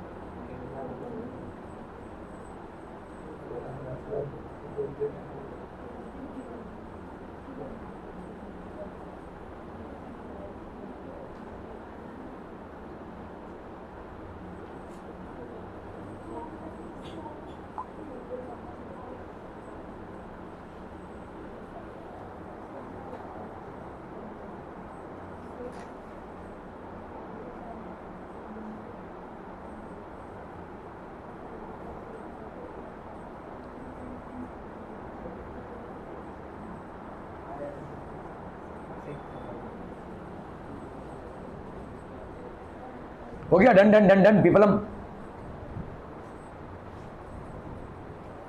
Find the daily mean of mangoes in a packaging box, which method? Okay चलिए, स्टेप डेविएशन मेथड। देखिए जितना आपका मेथड कॉम्प्लेक्स होता जाएगा उतना ही आपका कैलकुलेशन एक्यूरेट होता जाएगा। ये स्टैटिस्टिक्स का मेन फंडा है, ठीक है। मतलब आप देखोगे जो आपका डायरेक्ट मेथड है वो इजी है, उसके बाद आता है आपका अज्यूम मीन मेथड, उसके बाद आता है आपका step deviation method. Step deviation method में भाई साहब आप क्या कहते हैं अपना xi माइनस a को भी h से डिवाइड कर रहे हो तो एक और स्टेप ज़्यादा जा रहे हो, है ना। तो जितना आपका स्टैटिस्टिक्स में जितना आपका मेथड कॉम्प्लिकेटेड होता जाएगा उतना ही आपका आंसर का एक्यूरेसी बढ़ता जाएगा, ठीक है। ये आपका मेन फंडा है, ठीक है। सो अगर आपको कोई डेटा दिया हुआ है और सवाल का वेट, देखो कभी कभी ना आपको बताया नहीं जाएगा कि मीन कैलकुलेट करना है, कैसे कैलकुलेट करना है, ठीक है। आपको कभी कभी जज करना पड़ेगा। सवाल है भाई साहब लेट्स से 4 मार्क्स का, ठीक है, और आपको ऐसा सवाल दिया हुआ है, आप भाई साहब डायरेक्ट मेथड से करके चले आ गए, ठीक है, कुछ नहीं मिलेगा भाई साहब, 1-2 मार्क्स मिलेंगे शायद, ठीक है। अंडरस्टैंड द वेटेज, क्योंकि आपका जो हर सवाल होता है उस सवाल के वेटेज के हिसाब से उतना टाइम आपको देना पड़ता है। 4 मार्क्स का अगर सवाल है तो आपको कम से कम नहीं करके 4-5 मिनट उसमें देना पड़ेगा, और अगर आप डायरेक्ट मेथड से उसको करके आएंगे तो क्या ही टाइम दिया आपने, ठीक है। लेकिन यही सवाल अगर आपका 2 मार्क्स का हो तो रिजॉल्व इट बाई आपका डायरेक्ट मेथड से आप रिजॉल्व करो, ठीक है। क्लियर है, समझ में आ रहा है ये? तो जैसे यहाँ पे देखो दिया नहीं हुआ है, उल्टा आपसे पूछा है which method of finding do you choose, ठीक है। ये सवाल के वेटेज पे डिपेंड करता है, कौन से सेक्शन में आपका सवाल है, कितने मार्क्स का है उसके ऊपर। अदरवाइज अगर आपको दिया है कि भाई साहब इसी मेथड से सॉल्व करना है तो इसी मेथड से सॉल्व करना है, ठीक है। Okay, class interval frequency, but as I said for more accurate answers you will actually undertake more accurate methods, और जितना आपका कॉम्प्लिकेशन बढ़ेगा उतना आपका आंसर्स एक्यूरेट होंगे, ठीक है। क्लास मार्क हो गया, ठीक है, और ये हो गया FAU, तो टोटल क्लास इंटरवल भाई साहब आपका इतना हो गया, फ्रीक्वेंसी हो गई भाई साहब ये, ठीक है, और क्लास मार्क क्या हो जाएगा इन दोनों के बीच में 50 और 52 के बीच में ऑब्वियसली क्या आ जाएगा 51। आप ऐसे करना चाहो या 50 + 52 डिवाइडेड बाय 2 करना चाहो, you will get the same answer 51, ठीक है।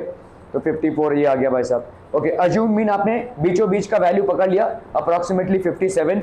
अभी आप करते जाओ भाई साहब, 51 - 57 अपॉन कितना है भाई साहब 2, है ना।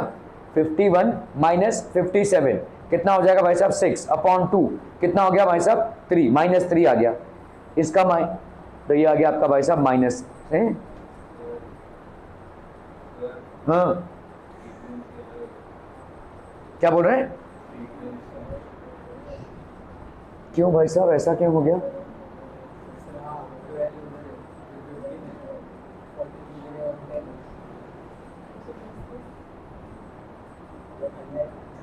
लेकिन मैं ये सोच रहा हूँ ये -2 कैसे आया?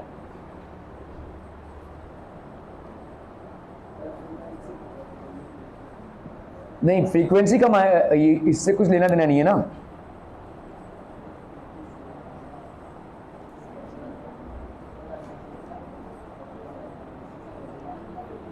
यहाँ पे कितना आना चाहिए भाई साहब 51 - 57 दैट इज -6, -6 अपॉन 2 ना, -3 आना चाहिए ना। और होगा भी आपका देखो ऐसा ही, ये -3 होगा, ये -2 होगा, -1 नहीं, -1, एक मिनट यार, ये तो पूरा ही गड़बड़ हो गया है।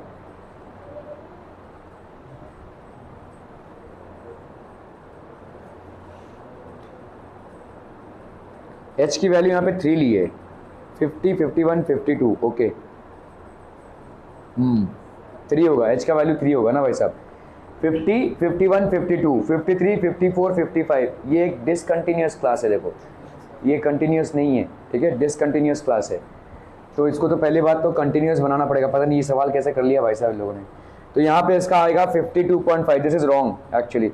ये हो गया आपका 49.5, ठीक है, ये हो जाएगा आपका भाई साहब 52.5, और ये हो गया आपका भाई साहब 54.5, ये हो जाएगा आपका भाई साहब नहीं 55.5 है ना, ये हो गया आपका 55.5 से ये हो गया आपका 58.5 है ना, ऐसे जाएगा ये, ठीक है, क्लियर है, okay.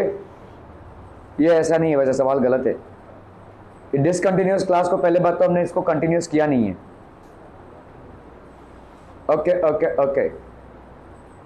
Consider the following distribution of daily wage of 50 workers of a factory. Find the mean daily expenditure on food by a suitable method. तो अगेन आप यहाँ पे देखेंगे कि भाई साहब एग्जाम में इस सवाल का वेटेज एज पर मार्क्स कितना है, और उसके हिसाब से आप डिसाइड करेंगे कि डायरेक्ट मेथड करें या, ठीक है, अज्यूम मीन मेथड करें या आपका भाई साहब स्टेप डेविएशन, ठीक है। फिर क्लास मार्क हो गया, फ्रीक्वेंसी हो गया, FI/UI हो गया, 100 to 150, ठीक है, 150 to 200, 200 to 250, 250 to 300, 300 to 350, ठीक है। तो आपका हो गया 4, क्लास मार्क कितना हो जाएगा 100 से 150, तो 125 हो जाएगा भाई साहब, ये है ना। उसके बाद कितना आएगा, अगेन 50 ऐड कर दो इसमें भाई साहब 175 आ जाएगा, ठीक है। ये सब ऐड करते जाओ, और यहाँ पे कितना हो जाएगा देखो x और 175, 220, तो इनमें से कोई किसी को आपको अज्यूम मीन लेना है, इसको सिलेक्ट कर लो भाई साहब, अज्यूम मीन 225, ठीक है, xi, ठीक है, माइनस a, तो xi मतलब 125 माइनस 225 अपॉन h, तो ये वाला कितना हो जाएगा -2, ये हो गया -1, 0, 1, 2, ठीक है।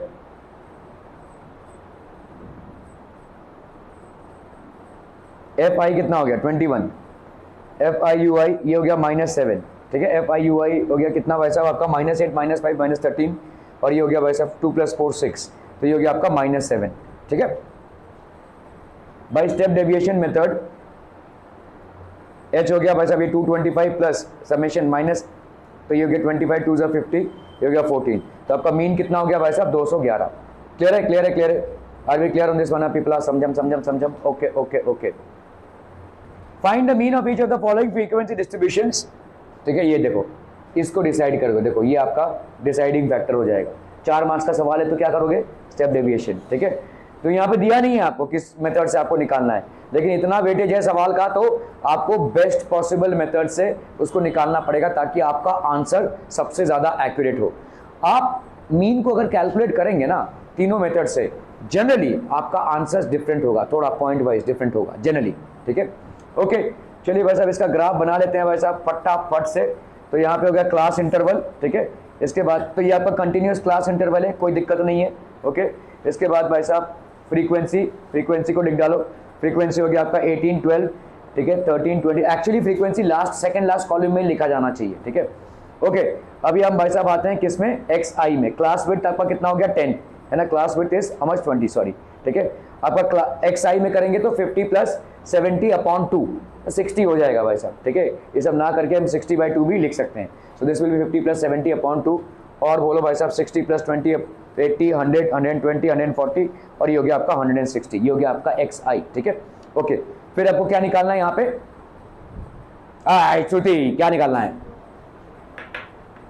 स्मिथ, ये हर समय सोता ही रहता है, हाँ, very good very good. UI इसका मतलब UI क्या हो जाएगा,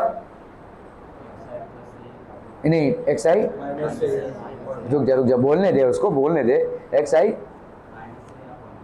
हाँ तो ऐसे क्या देख रहा है, उसको और कॉन्शियस कर दे रहा है भाई, वो आंसर दे रहा है। XI minus A upon H, ठीक है। तो ये आपका भाई साहब D = तो पहले हमने डेविएशन एक ही स्टेप में कर देना, अगर नहीं करना चाहते तो यहाँ पे देखो भाई XI - 100, हमने यहाँ पे बीच में से किसी एक को उठा लिया, तो 60 - 100 भाई साहब कितना हो जाएगा -40, ठीक है, ये आपका हो जाएगा -20, तो ये हो गया +20, ठीक है, ये हो गया भाई साहब। हमेशा देखो डी को ऐड करोगे तो तुम्हारा कितना आना चाहिए, 0 आना चाहिए। यहाँ पे आ रहा है क्या, नहीं ना, नहीं आ रहा यार, ठीक है। ui क्या हो जाएगा भाई साहब, di/h होगा, ठीक है।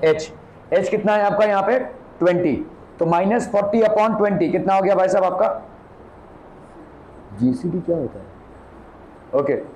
तो ये हो गया आपका -2 -1 0 1 2 और ये हो गया आपका 3, ठीक है। FIUI 36 -2 into sorry -1 into 12 -12 0 into 13 is 0 1 into 27 27 2 8 16 66, ठीक है। टोटल भाई साहब आपका कितना आ गया, summation of FI is 100, summation of FIUI इसको अगर समेशन करेंगे तो आ गया भाई साहब आपका -36 -12 that will be how much, -48। और इधर करते हैं भाई साहब आपका 27 + 16 7 + 6 13 13 + 6 19 2 + 1 3 1 4 4 + 6 10, so that will be how much 109। सो आपका ये हो गया जी यू, मतलब आपका मीन क्या है, देखिए मीन इज इक्वल टू, अरे बोलो ना बोलो, mean is equal to assumed mean plus summation of FIUI upon summation of FI into H, ठीक है, इंटू H। ये G मतलब आपका क्लासमेट ले लिया यहाँ पे, ठीक है, तो उसमें कंफ्यूज मत होइए। आपका समेशन FI/UI 0.61 हो गया, मीन इज इक्वल टू, तो मीन इज इक्वल टू भाई साहब 100 + 20 इंटू 0.61, तो आपका आ गया भाई साहब कितना 112.2। क्लियरम पीपलम, बहुत बढ़िया भाई साहब। Find the mean of each of the following frequency distributions, ठीक है, 4 मार्क्स, तो स्टेप डेविएशन। चलिए भाई साहब कीजिए इसको फटाफट।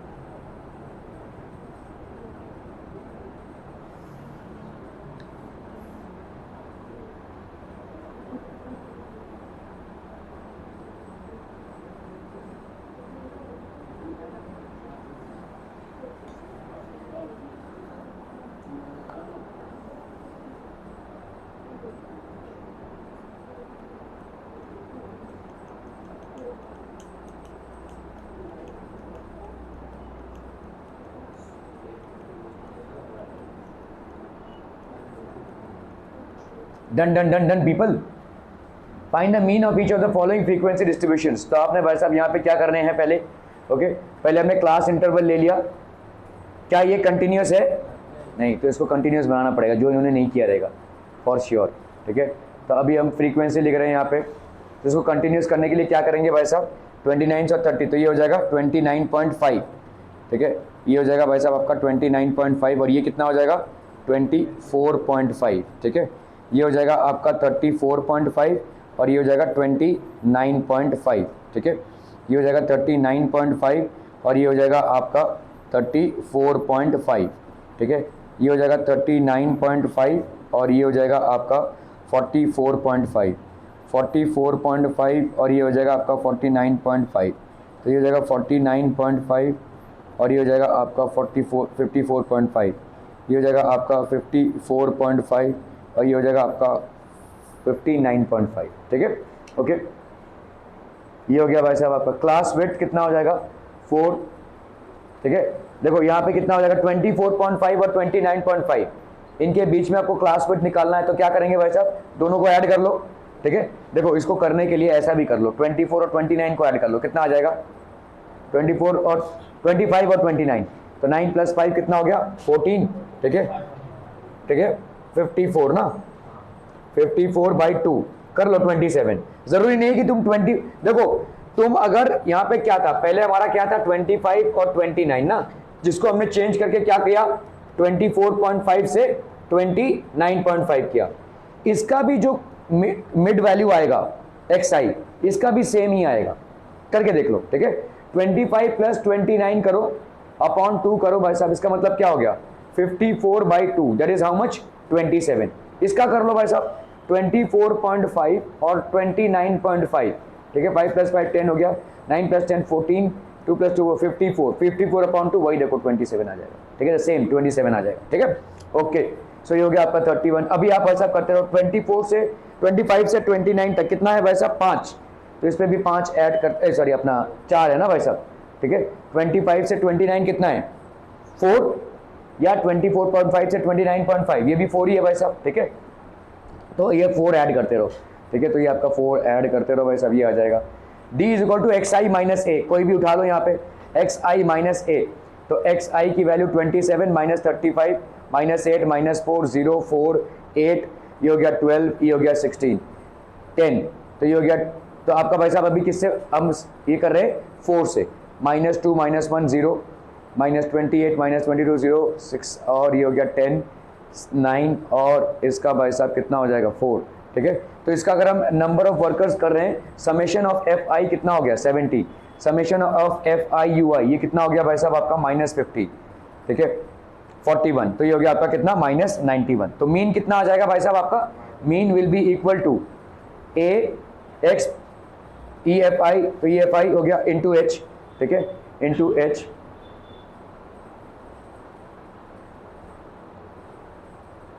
तो ये हो गया आपका 112, ठीक है।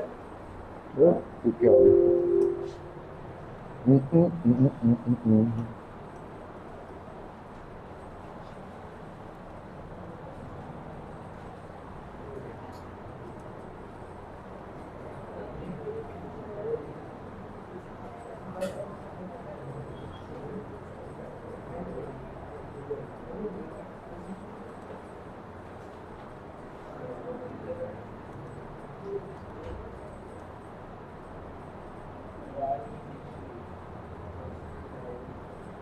कौन सा है 4,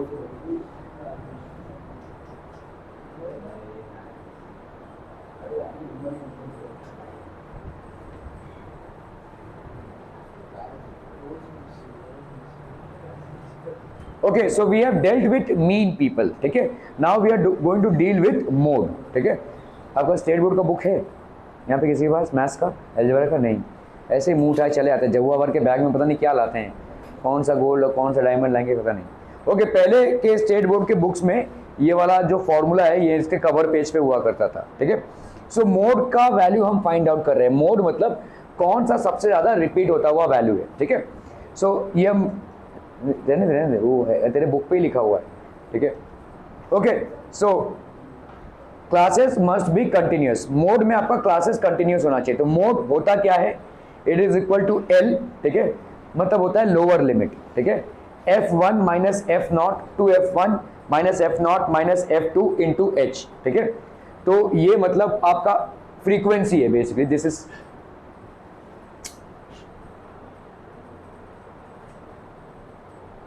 ठीक है। L क्या हो गया भाई साहब, lower limit of model class. तो आपको पहले क्या फाइंड आउट करना है, मॉडल क्लास कौन सा है। ये मॉडल क्लास क्या होता है, जिसकी फ्रीक्वेंसी सबसे ज्यादा हाईएस्ट हो उसको हम बोलते हैं मॉडल क्लास, ठीक है। तो इसको L मतलब यहां पे क्या हो जाएगा, this L would mean the model class. तो आप देखोगे सबसे ज्यादा फ्रीक्वेंसी किसकी है, वो हो जाएगा आपका मॉडल क्लास, पहले आप वो डिफाइन करो। और इसमें कोई ये एज्यूम मीन वाला चक्कर नहीं है, एज्यूम मीन आप कुछ भी ले सकते हो ऊपर से नीचे में, ठीक है, एक्सआई कोई सा भी एक्सआई आप सिलेक्ट कर सकते हो। जनरली आप क्या लेते हो, बीच वाला वैल्यू लेते हो ताकि आपका कैलकुलेशन आसान पड़े। लेकिन मॉडल क्लास आपका मतलब वही होगा जिसमें सबसे ज्यादा फ्रीक्वेंसी हो, ठीक है। ओके, F1 आपकी क्या हो गई भाई साहब, maximum frequency. Obviously model class से जो आपका फ्रीक्वेंसी रहेगा वही तो आपका फ्रीक्वेंसी होगा, मतलब मैक्सिमम फ्रीक्वेंसी तो वही होगी F1। इसको हम मैक्सिमम फ्रीक्वेंसी भी बोल सकते हैं या मॉडल क्लास की फ्रीक्वेंसी भी बोल सकते हैं। दिस इज मैक्सिमम फ्रीक्वेंसी और मॉडल क्लास फ्रीक्वेंसी, ठीक है, क्लियर है। F0 frequency of class preceding the model class, तो मतलब आपका मॉडल क्लास के पहले वाला, ठीक है, जो मॉडल क्लास है मैक्सिमम फ्रीक्वेंसी इसके ऊपर वाला जो क्लास है, ठीक है। और F2 क्या हो जाएगा, frequency of class succeeding the model class, ठीक है। F1 minus F0 to F1 minus F0 minus F2, ठीक है। width of the class having maximum frequency is termed as the model class। तो मॉडल क्लास होता क्या है, जिसकी सबसे ज्यादा फ्रीक्वेंसी हो, ठीक है। तो L लोअर लिमिट मतलब कैसा, जैसे अगर आपका क्लास इंटरवल होता है ना 10 into 20, ठीक है, तो ये L हो जाएगा भाई साहब, किसका, जिसका सबसे ज्यादा फ्रीक्वेंसी हो। L plus F1 minus F0, F1 क्या हो गया भाई साहब, आपका मैक्सिमम जो फ्रीक्वेंसी होगी वो माइनस F0 मतलब उसके ऊपर वाले का, अपॉन क्या हो जाएगा भाई साहब 2F1 मतलब जो twice of F1 minus F0 minus F2 मतलब बीच नीचे वाले का फ्रीक्वेंसी भी, ठीक है, इनटू H, ये पूरा भाई साहब into H, okay. The following data gives the information on the observed life times in hours of 225 electrical components. तो लाइफ टाइम है भाई साहब आपका 225 इलेक्ट्रिकल कंपोनेंट्स है, ठीक है। Determine the model life times of the components to for finding model class must be continuous. तो आपको भाई साहब एक चीज तो आपको देखना है कि जो आपका मोड है उसको फाइंड करने के लिए जो डेटा दिया जाएगा वो कंटिन्यूअस होना मांगता है, ठीक है। क्या ये कंटिन्यूअस है, it is continuous, okay. Class interval हो गया, ये भाई साहब हो गया आपका फ्रीक्वेंसी, ठीक है। तो 0 to 20, 10, 35, ठीक है, ये आपका भाई साहब हो गया 10, 35, 52, 61, 38, 29, ठीक है। What is the maximum frequency, तो मैक्सिमम फ्रीक्वेंसी यहाँ पे कितनी है भाई साहब, देखो दिख रहा है यहाँ पे मैक्सिमम फ्रीक्वेंसी किसकी हो गई भाई साहब 61। तो ये हो गया आपका मॉडल क्लास। मॉडल क्लास का L वैल्यू कितना हो जाएगा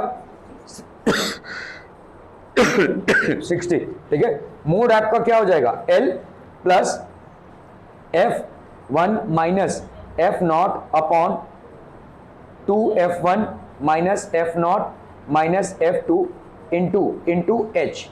चलिए फटाफट बताइए यहाँ पे L की वैल्यू कितनी हो गई 60 plus F1 minus F0, 61 minus 52, तो ये हो गया 61 माइनस 52, ठीक है।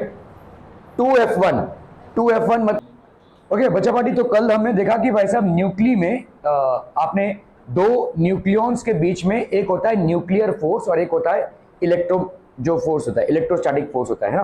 तो आपका दो न्यूक्लियस है, ठीक है। अगर आपके भाई साहब एक न्यूक्लियस के अंदर प्रोटॉन्स हैं ये सारे, ठीक है। न्यूट्रॉन्स की हम बातें नहीं कर रहे हैं क्योंकि न्यूट्रॉन्स आर अनचार्ज पार्टिकल्स। तो ऑब्वियसली तो आपका जो न्यूक्लियर फोर्स है, ठीक है, the nuclear force it exist between proton and proton and also exist between protons and neutrons. Basically जो न्यूक्लियर फोर्स है वो प्रोटॉन के बीच में भी एक्ट करता है और प्रोटॉन न्यूट्रॉन के भी बीच में एक्ट करता है। क्लियर है, यहाँ पे है ना, बहुत बढ़िया, ठीक है। तो प्रोटॉन के बीच में भी एक्ट कर रहा है और प्रोटॉन न्यूट्रॉन के बीच में भी एक्ट कर रहा है। इनफैक्ट सारे न्यूक्लियॉन्स के बीच में ये एक्ट करेगा, ओके। अभी देखो यहाँ पे जो प्रोटॉन्स है, दो प्रोटॉन्स है, तो इनके बीच में भाई साहब किस टाइप का फोर्स होगा, रिपल्सिव फोर्स होगा। और ये रिपल्सिव फोर्स भाई साहब आपका कूलम फोर्स है basically, which is what 1/4 pi epsilon not Q1 Q2 upon R का स्क्वायर। ये इस तरह से आपका रिपल्सिव फोर्स होगा, ठीक है। लेकिन एक अद्भुत कारनामा हम क्या देखते हैं कि जब भी हम इनको एक पर्टिकुलर डिस्टेंस, जैसे जैसे हम इनको करीब लाते जाएंगे, क्या ये फोर्स भी बढ़ता जाएगा, फोर्स बढ़ता जाएगा भाई साहब, क्योंकि आपका R कम होता जा रहा है, ठीक है। R जैसा भी कम होता जाएगा तो ये फोर्स जो है तो आपका रिपल्सिव फोर्स बढ़ता जाएगा। लेकिन जैसे जैसे हम इनको करीब लाते जाएंगे, ठीक है, तो approximately to a distance of 1 femtometre, that is 10⁻⁻15 metre, हमको दिखता है कि इनके अंदर एक फोर्स चालू होता है जिसको हम बोलते हैं न्यूक्लियर फोर्स। और ये न्यूक्लियर फोर्स बहुत भयंकर रूप से स्ट्रांग होता है, ठीक है।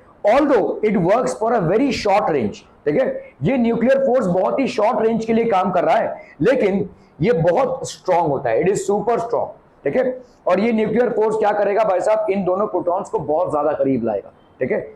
और ये इतने ज्यादा करीब आ जाएंगे कि मतलब इनका इलेक्ट्रोस्टैटिक फोर्स अभी हम 0 मान सकते हैं, ठीक है। This nuclear force will be super strong. ये न्यूक्लियर फोर्स बहुत बहुत ज्यादा होगा, ठीक है। और आपने देखा कि लेकिन इसका एक प्रॉब्लम क्या है कि एक पर्टिकुलर रेंज में ही ये काम करता है। जैसे ही आप भाई साहब 0.8 फेम्टोमीटर तक आ जाते हैं, ठीक है, तब भाई साहब उसके बाद ये जीरो आउट हो जाता है। मतलब आते आते आते आते इतने क्लोज अगर आप आ गए हैं, उसके बाद ये काम नहीं करेगा। So it works for a very short period of time. तो इसको हम क्या बोलेंगे, short range force. This is a very short range force. Clear है, क्लियर है, क्लियर है, ठीक है। लेकिन एक न्यूक्लियस के अंदर न्यूक्लियॉन्स को रिटेन करने के लिए ये न्यूक्लियर फोर्स बहुत ही अहम भूमिका निभाता है। क्लियर है, समझ में आ रहा है। वरना तो भाई साहब सारे प्रोटॉन्स चिटक जाएंगे। प्रोटॉन्स और न्यूट्रॉन्स चलो नहीं चिटकेंगे, लेकिन प्रोटॉन्स और प्रोटॉन्स तो चिटकेंगे, ठीक है। लेकिन न्यूक्लियर फोर्स, ये आपका न्यूक्लियर फोर्स जो है वो ग्रेविटेशनल फोर्स बोलो, इलेक्ट्रोस्टैटिक फोर्स बोलो, सारे फोर्सेस से ये ज्यादा स्ट्रॉन्गर है। This is very super strong force. However it's a very short range force. ये छोटे से एरिया, मतलब छोटे से लेंथ से और थोड़े से लिए एक्ट करता है। It acts for a very short range, okay है। Okay okay okay. तो इसका मतलब हम यहाँ पे देखो, nuclear forces, the forces which are acting within the nucleus और among the nucleons are called the nuclear forces. The nuclear force is much stronger than Coulomb force और gravitational force.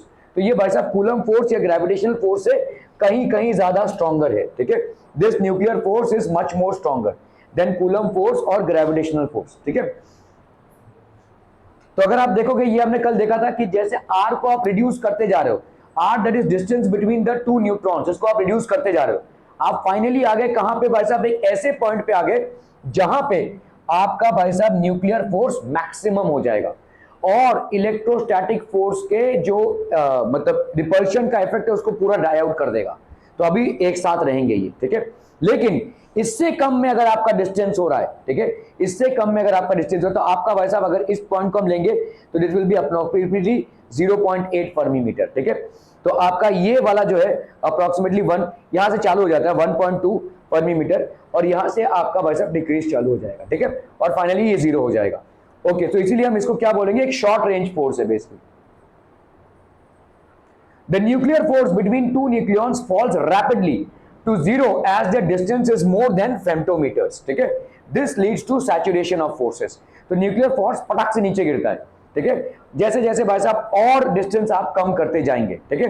तो इसीलिए हम इस टाइप के force को क्या बोलेंगे, शॉर्ट रेंज ऑर्डर का है, ठीक है। ये फोर्स आपके शॉर्ट रेंज ऑर्डर का है, ठीक है। Potential energy between two nucleons as a function of distance is minimum at distance r0, ठीक है। और ये आपका पोटेंशियल एनर्जी भाई साहब ये आपका मिनिमम हो जाएगा। मिनिमम क्यों हो जाएगा भाई साहब, द पोटेंशियल एनर्जी, क्योंकि देखो दो सेम चार्ज के जो प्रोटॉन्स हैं उनका जो पोटेंशियल एनर्जी वो किस वजह से होगा, किस वजह से होगा, उनके बीच में जो रिपल्सिव फोर्स है उसके वजह से होगा। तुम बोल रहे हो भाई साहब जब तुम ऐसे स्थिति पे पहुंच गए हो जहां पे तुम्हारा न्यूक्लियर फोर्स इतना ताकतवर हो गया है कि electrostatic repulsive force almost 0 out हो गया है, तो तुम्हारा पोटेंशियल एनर्जी क्या हो जाएगा, दो सेम चार्ज पार्टिकल्स हैं, तुम जितना इनको भाई साहब पास लाते जाओगे सिस्टम की एनर्जी बढ़ जाएगी ना, सिस्टम अनस्टेबल होता जाएगा, है ना, रिपल्सिव फोर्स बढ़ता जा रहा है। तो दो सेम चार्ज पार्टिकल्स है, जैसे समझ दो प्रोटॉन्स हैं, इनको तुम अगर पास लाते जा रहे हो तो क्या हो रहा है, सिस्टम की एनर्जी बढ़ रही है क्योंकि रिपल्शन बढ़ रहा है, सिस्टम की इंस्टेबिलिटी बढ़ रही है। लेकिन एक सर्टेन दायरे को क्रॉस करने के बाद तुम्हारा न्यूक्लियर फोर्स एक्टिव हो जाता है और ये न्यूक्लियर फोर्स क्या करता है, इनको भाई साहब और पास लाता है।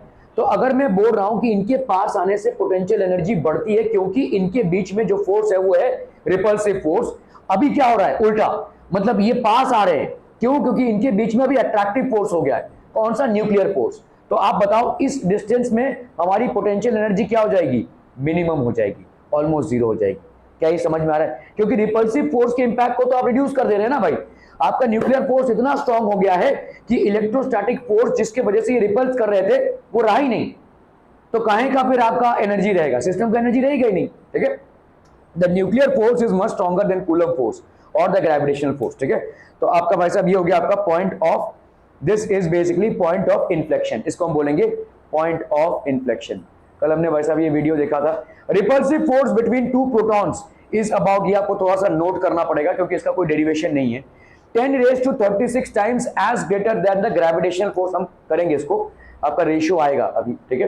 Repulsive force between two protons is about 10 raised to 36 times as greater as the gravitational force between them. दो प्रोटॉन्स हैं, उनके बीच में जो रिपल्सिव फोर्स है, दो प्रोटॉन्स, रिपल्सिव फोर्स क्या होगा, किसकी वजह से होगा, रिपल्सिव फोर्स किस वजह से होगा, कूलम फोर्स ना भाई साहब, इलेक्ट्रोस्टैटिक फोर्स, ठीक है, यही वाला ना जो आपका 1/4 pi epsilon not Q1 Q2 by r square, ये वाला फोर्स है रिपल्सिव फोर्स।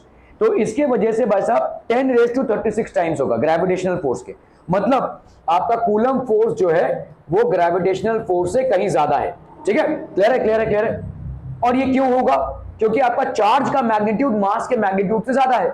आपका जो ग्रेविटेशनल फोर्स होता है वो होता है आपका क्या, आपका फोर्स हो जाएगा G m1 m2 by r square. एक जो दो प्रोटॉन्स हैं वो क्या ही मास के हैं, ठीक है, 1.67 इंटू 10⁻⁻27 kg है भाई साहब उनका मास, तो क्या ही फोर्स ये जनरेट करेंगे। ऊपर से ये भी भाई साहब 10⁻11 है, ठीक है, तो बहुत ही कम फोर्स होगा, तो ऑब्वियसली आपका Q1 Q2 भारी पड़ जाएगा, ठीक है।